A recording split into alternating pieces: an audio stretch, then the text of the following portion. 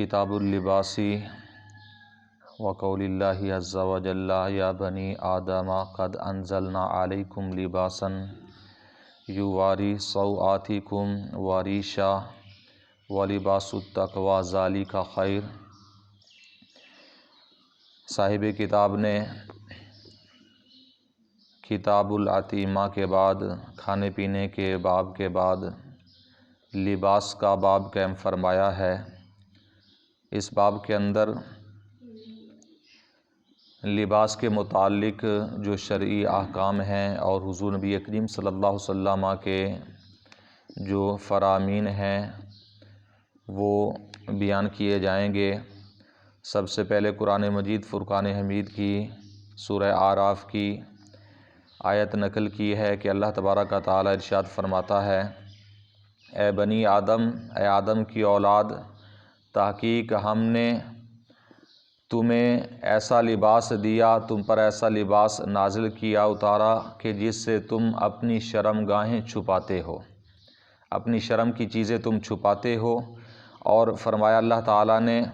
اور بہترین لباس جو ہے وہ تقوی کا لباس ہے، یعنی پرہیزگاری کا لباس۔ اور دوسری آیت کریمہ کے اندر اللہ تبارک و تعالیٰ ارشاد فرماتا ہے، کل من حرم زینت اللہ التی اخرج لعبادہ، اے پیارے حبیب آپ ان سے فرمائیں کس نے اللہ تعالیٰ کی زینت کو حرام کیا ہے، کہ جو اللہ تعالیٰ نے اپنے بندوں کے لیے زینت کے سامان دیے، عطا کیے۔ یعنی اللہ تبارک و تعالیٰ اس آیت کریمہ کے اندر فرما رہا ہے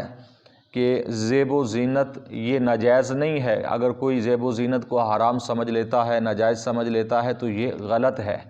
اللہ تعالیٰ فرما رہا ہے کہ کس نے حرام کیا اللہ کی زیب و زینت کو، یعنی لباس کے اندر اس کے علاوہ جو جائز حد تک زیب و زینت ہے تو یہ کی جا سکتی ہے، بلکہ اگر اچھی نیت سے ہو تو پھر اس پر اجر و ثواب بھی ہے۔ جیسا کہ حدیث مبارکہ ہم نے پہلے بھی کئی مرتبہ پڑھی ہے کہ نبی کریم صلی اللہ علیہ وسلم کی بارگاہ کے اندر ایک شخص آیا اور آ کر عرض کرنے لگا، یا رسول اللہ صلی اللہ علیہ وسلم، کہ تکبر کا بیان چل رہا تھا نبی کریم صلی اللہ علیہ وسلم کی بارگاہ کے اندر۔ تو ایک شخص نے سوال کیا کہ اے اللہ کے پیارے نبی، کیا یہ تکبر کے اندر آتا ہے کہ میرا دل تو یہ چاہتا ہے کہ میں اچھے کپڑے پہنوں، اچھے جوتے پہنوں، تو کیا یہ بھی تکبر کے اندر آ جاتا ہے؟ پیارے آقا علیہ الصلوۃ والسلام نے فرمایا، اللہ جمیل یحب الجمال۔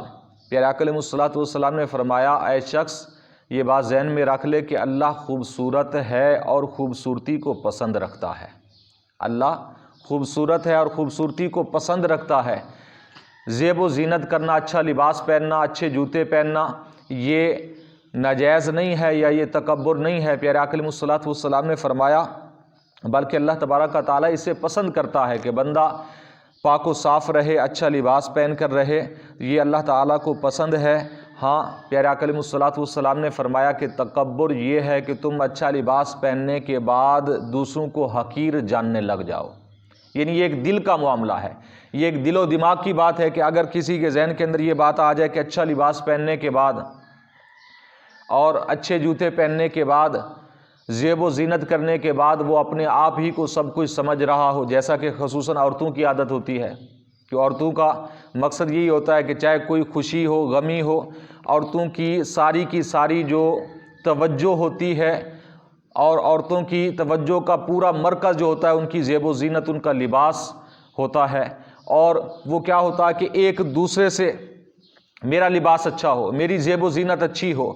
دوسروں کو وہ حقیر سمجھ رہی ہوتی ہیں۔ تو یہ ایک عورتوں کی ایک عادت ہے، ایسا نہیں ہونا چاہیے۔ تو آج کل مرد بھی کافی سارے ایسے ہو چکے ہیں کہ جب وہ اچھا لباس پہنتے ہیں تو دوسروں کو حقیر جانتے ہیں۔ حقیر جاننا یہ ناجائز ہے اور یہ تکبر و غرور کے اندر آ جاتا ہے۔ اس کے علاوہ اللہ تبارک و تعالیٰ نے قرآن مجید فرقان حمید کے اندر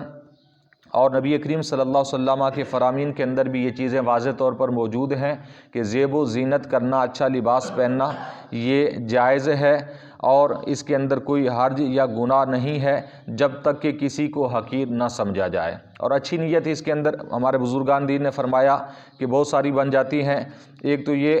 کہ اللہ تعالیٰ نے قرآن مجید فرقان حمید کے اندر یہ ارشاد فرمایا کہ اللہ کی نعمتوں کا اظہار کرو، تو اگر آپ نے اچھا لباس پہنا ہے اس نیت سے پہنے اچھا لباس کہ اللہ تعالیٰ نے مجھے سب کچھ دیا ہے، تو یہ ایک اللہ کی نعمت کا اظہار ہے کہ کہیں میں ناشکروں کے اندر شامل نہ ہو جاؤں۔ کہ اگر کوئی بندہ، کسی بندے پر اللہ تعالیٰ کا فضل و کرم بہت زیادہ ہے لیکن وہ اپنے آپ کو چھپا کے رکھتا ہے، کسی پر ظاہر نہیں ہونے دیتا، نہ وہ اپنے جسم پر ایسی زیب و زینت کرتا ہے جس سے یہ عیاں ہو کہ اس کے پاس بہت کچھ ہے، تو یہ ناجائز و غلط ہے۔ بلکہ اللہ تبارک و تعالیٰ کی نعمت کا اظہار کرنا، اگر اللہ تعالیٰ نے آپ کو رزق میں وسعت دی ہے تو اس کا اظہار ہونا چاہیے، لوگوں کو پتہ چلے کہ واقعی اللہ نے اسے نعمتیں عطا فرمائی ہیں۔ لیکن ہمارے ہاں کیا ہوتا ہے کہ لاکھوں کروڑوں ہونے کے بعد لوگ پھر بھی ناشکری کر رہے تو یار جی بہت مہنگائی ہو گئی، بہت ہی اوکھے ہیں، بہت سسٹم نہیں چل رہا، یہ ہے فلاں ہے، یعنی یہ ایک ہماری زبان پر ناشکری ایسی آ گئی کہ ہر وقت اللہ تعالیٰ کی ہم ناشکری کر رہے ہیں۔ کبھی یہ نہیں کہا کہ اللہ تعالیٰ کا شکر ہے، اللہ تعالیٰ نے بہت کچھ دیا ہے، اتنا کچھ دیا ہے کہ اگر ہم ساری زندگی جس طرح بھی کھائیں، جس طرح سے بھی استعمال کریں، ختم نہیں ہو سکتا۔ تو نعمتوں کا اظہار کرنا اور نعمتوں کا چرچا کرنا، یہ اللہ تبارک و تعالیٰ نے حکم دیا ہے قرآن مجید فرقان حمید کے اندر۔ تو اگر اس نیت سے کہ اللہ نے مجھے دیا ہے تو میں اچھا لباس پہنوں اور زیب و زینت کے اندر رہوں، اچھا امامہ ہونا چاہیے، اچھی ٹوپی ہونی چاہیے، اچھے جوتے ہونے چاہیے، تاکہ لوگوں کو پتہ چلے کہ اللہ نے مجھ پر کرم کیا ہے، اللہ کا مجھ پر فضل ہے، میرے لباس سے بھی پتہ چلے، میرے جوتوں سے بھی پتہ چلے، میرے امامے سے، ٹوپی سے بھی پتہ چلے۔ تو یہ ایک نعمت کا اظہار ہے۔ اگر اس نیت سے اگر کوئی زیب و زینت کرتا ہے تو اس میں نیکی ہے، اس میں اجر ہے۔ نعمت کا جب اظہار کریں گے اللہ تعالیٰ اس پر اجر عطا فرمائے گا اور بندہ ناشکری سے بھی بچ جائے گا۔ اس کے اندر ایک اور چیز بھی ہمیں ذہن کے اندر رکھنی چاہیے کہ باقی ہم لباس کی طرف ہماری ساری توجہ ہوتی ہے، آگے یہ حدیث مبارکہ آ رہی ہیں۔ سب سے پہلے صاحب کتاب نے کتاب اللباس کے اندر امامے کی حدیث مبارکہ نقل کی ہے۔ امامے کے متعلق نبی کریم صلی اللہ علیہ وسلم کا امامہ کیسا تھا، کس طرح سے آپ علیہ الصلوۃ والسلام امامہ پہنا کرتے تھے۔ تو ہمارے ہاں آج ٹوپی اور امامے کی طرف کوئی فکر ہی نہیں ہے، وہ تو ہمیں مسجد کی چاہیے کہ مسجد میں ہم نماز پڑھنے کے لیے اگر آتے ہیں نا تو ہمارا ذہن یہ تو کہ مسجد میں ٹوپی رکھی ہو، وہ ٹوپی ہمیں استعمال کریں اور نماز پڑھیں۔ کاش کہ ہمیں یہ سمجھ آ جائے کہ ایک امامہ یا کم از کم ٹوپی ہم اپنی جیب میں رکھ لیں۔ ٹھیک ہے سر پر ہی اگر نہیں رکھنا چاہتے تو کم از کم جیب میں اپنی ٹوپی رکھ لیں۔ تو یہ بھی اللہ تعالیٰ کی نعمت کا ایک اظہار ہے کہ اگر اچھی ٹوپی ہم نے 400-500 والی، 1000 روپے والی اگر ٹوپی ہم نے جیب میں رکھ لی تو یہ ایک نعمت کا اظہار سمجھ لیں۔ کہیں ہم ناشکرے تو نہیں ہو رہے کہ لباس بھی ہمارا اچھا ہے، جوتے بھی اچھے، کئی ہزار کا لباس ہے، کئی ہزار کے جوتے ہیں، لیکن ایک 500 کی ہم ٹوپی نہیں رکھ سکتے، یا ایک امامہ ہم خود گھر سے باندھ کر نہیں آ سکتے جس کے ساتھ ہم نماز پڑھ سکیں اور اللہ کا شکریہ ادا کر سکیں۔ یعنی ہماری کچھ ایسی رسمیں آ چکی ہیں ہمارے معاشرے کے اندر کہ اس لیے ہمارے بزرگان دین نے، تمام فقہاء نے لکھا کہ مسجد کے اندر جو ٹوپیاں رکھی ہوتی ہیں اگر وہ کسی مخصوص حالت میں ہیں جسے پتہ چلتا ہے کہ واقعی یہ مسجد کی ٹوپیاں ہیں، تو ایسی ٹوپیوں کے اندر نماز مکروہ ہے۔ یہ فقہاء کرام نے، میں اپنی طرف سے بات نہیں کہہ رہا، جیسا کہ عام یہ ہماری مسجد میں بھی رکھی اور اس پر لکھا ہوتا ہے مسجد، تو یہ ٹوپی ہم کسی بار محفل میں لگا کے جا سکتے ہیں؟ ایک مخصوص صورت ہو گئی نا اس کی۔ اس وجہ سے اسی طرح جو جالیوں والی پلاسٹک کی ٹوپیاں رکھی جاتی ہیں وہ بھی ایسی حقیر ٹوپیاں ہوتی ہیں کہ باہر ہم کسی جگہ پر لگا کر نہیں جا سکتے، تو اس میں کوشش کرنی چاہیے ہم گھر سے لگا کر آ جائے تو بہتر نہیں ہے۔ اللہ تعالیٰ کی نعمت کا اظہار بھی ہے کہ اللہ تعالیٰ نے ہمیں بہت کچھ دیا ہے، اللہ تعالیٰ کی اس کے اندر ناشکری بھی ختم ہو جاتی ہے، اور اس کے اندر نماز بھی ہماری مکروہ نہیں ہوگی، نماز بھی ٹھیک ہوگی، ساری ہم محنت کریں، وضو کر کے آئیں، گھر سے چل کے آئیں، اور ایک چھوٹے موٹے کاموں کی طرف اگر ہم توجہ اور دھیان نہ دیں تو ہماری نماز مکروہ ہو جائے، کیا مقصد اور کیا فائدہ۔ اللہ تعالیٰ کی بارگاہ میں دعا ہے کہ نبی کریم صلی اللہ علیہ وسلم کے وسیلہ سے